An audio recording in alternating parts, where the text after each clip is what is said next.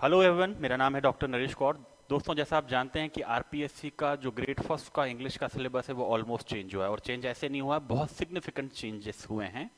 Literature तो आप मानिएगा लगभग हमारा पूरा ही चेंज हो गया है। लगभग पोएट्री में 21 नए टेक्स्ट आए हैं। प्रॉस में भी 6 नए एसेस जुड़ गए हैं, जो पहले 2 ही थे। ड्रामा 2 हैं, नॉवेल्स 2 हैं। पीजी का सिलेबस भी कुछ ऐड हुआ है और ग्रामर के सिलेबस में भी कुछ चेंजेस हुए हैं। आज हम इस बात पे चर्चा करेंगे कि ये चेंजेस क्या है और अब हमारी रणनीति क्या होनी चाहिए। आप में से जिन लोगों ने भी ग्रेड फर्स्ट की तैयारी कर ली थी या सोच रहे थे कि हमारी तो ऑलरेडी तैयारी है, अब वो तैयारी हमारे किसी काम की रहने वाली नहीं है। हमें एक बार फिर से कवर कसनी होगी और बिल्कुल नए सिलेबस को उसी अंदाज में, उसी गहराई के साथ समझना होगा जैसा हमने पिछले सिलेबस के साथ किया था। तो दोस्तों देखिए, हमारे सिलेबस में क्या अंतर आया है। अगर आप देखें, हमारा जो पुराना सिलेबस था उसमें क्या क्या था। देखिए, उसमें पुराने सिलेबस में ग्रामर के अंदर कुछ ये टॉपिक्स थे। डिटर्मिनर्स थे, टेंसेस थे, ट्रांसफॉर्मेशन था, direct indirect, active passive, negative interrogative, simple compound complex ये था।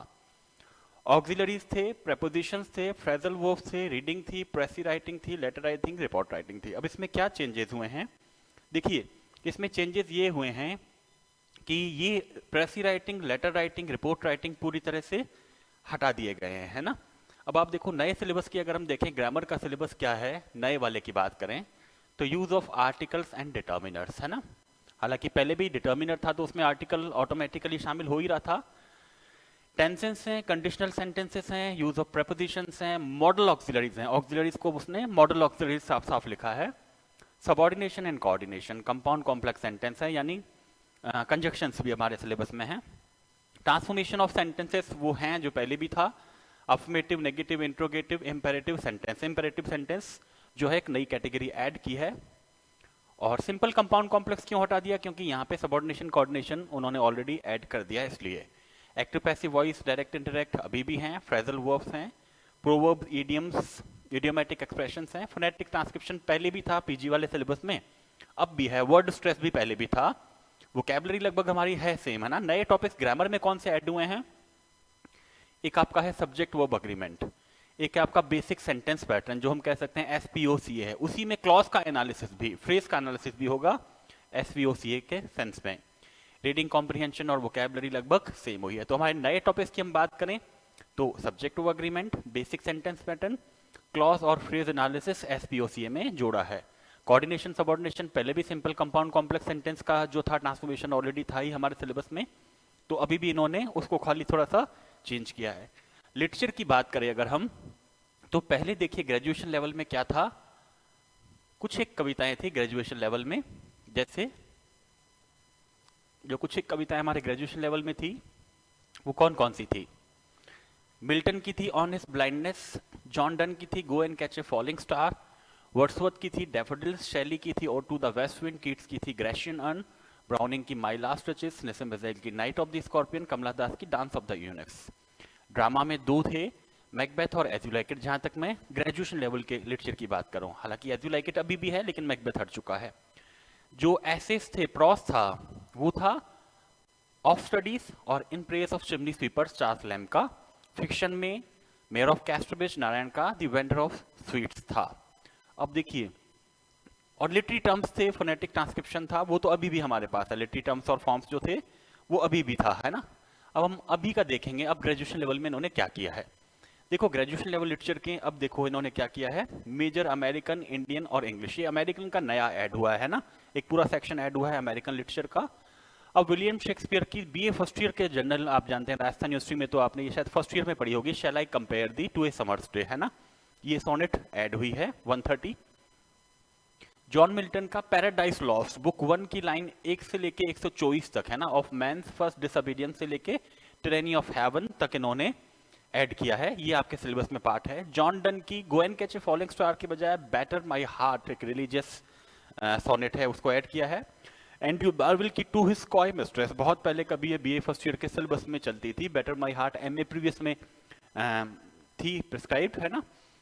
तो कॉय मिस्ट्रेस इन्होंने ऐड की, एक मेटाफिजिकल कवि हैं एंड्रयू मार्वेल उनकी। जॉन ड्राइडन की एलेक्जेंडर फीस्ट एक ओड के रूप में है, उसको ऐड किया गया है।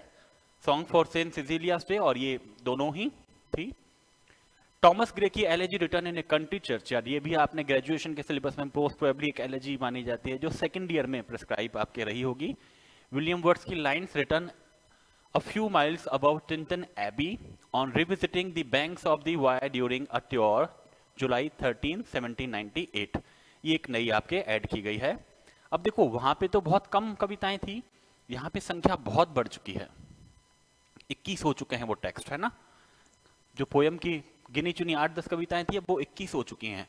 जॉन कीट्स की ऑड टू ए नाइटिंगेल, जो पहले ग्रेशियन अर्न थी अब नाइटिंगेल हो चुकी है। रॉबर्ट ब्राउनिंग की माई लास्ट रिचेस थी, अब वो एंड्रिया डेल सार्टो हो चुकी है।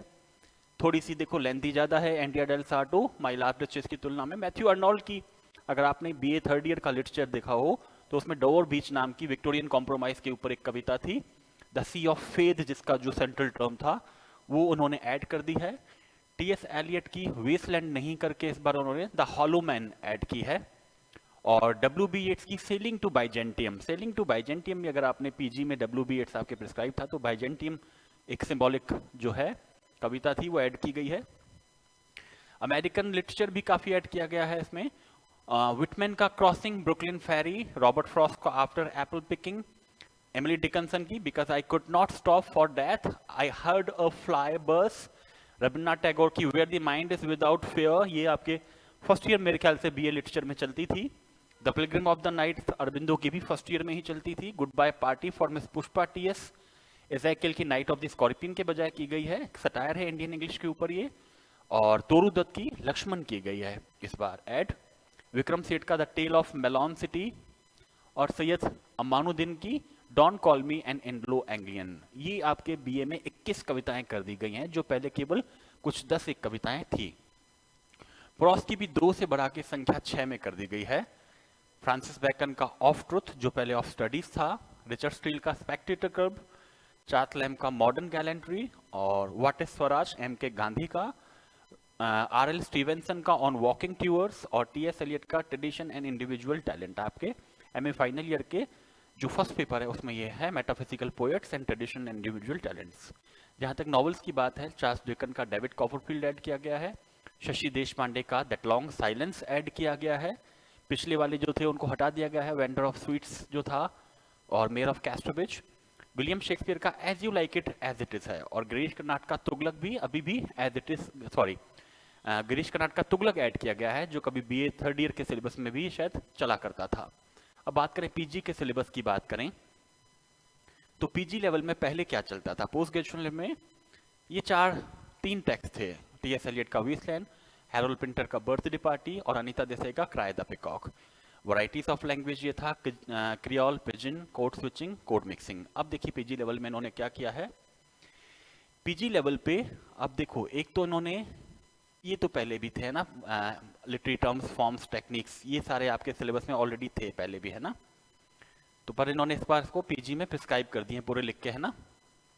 अब आपके सेकंड ग्रेड की तरह इसमें पीरियड्स ऐड कर दिए गए हैं, Renaissance, metaphysical, Jacobian, new classical, romantic, Victorian, modern, और जो आपने सेकंड ग्रेड में पढ़ा था वो का वही अब इसमें भी पढ़ना पड़ेगा। यानी लिटरेचर का सिलेबस आपका ऑलमोस्ट ट्रिपल हो गया है, मैं सेकंड डबल नहीं कहूँगा, ट्रिपल हो गया है ना ऑलमोस्ट। अगर आपको अब तैयारी करनी है तो लगभग ये पेपर कितनी डिफिकल्टी का जा सकता है, यूजीसी नेट के डिफिकल्ट तक भी जा सकता है ना, अगर उनके पास डेप्थ बहुत है प्रश्न पूछने की, अगर वो डिफिकल्ट बनाना चाहें तो। क्योंकि ये सारी एजेस आप हिस्ट्री ऑफ इंग्लिश लिटरेचर में पढ़ते हैं, यूजीसी नेट में भी हैं ये सारी, है ना। अब यहाँ पे कोई राइटर का नाम नहीं दिया, आपको नहीं पता आपको कौन से राइटर्स पढ़ने हैं, तो it has to be you know studied very very thoroughly, है ना।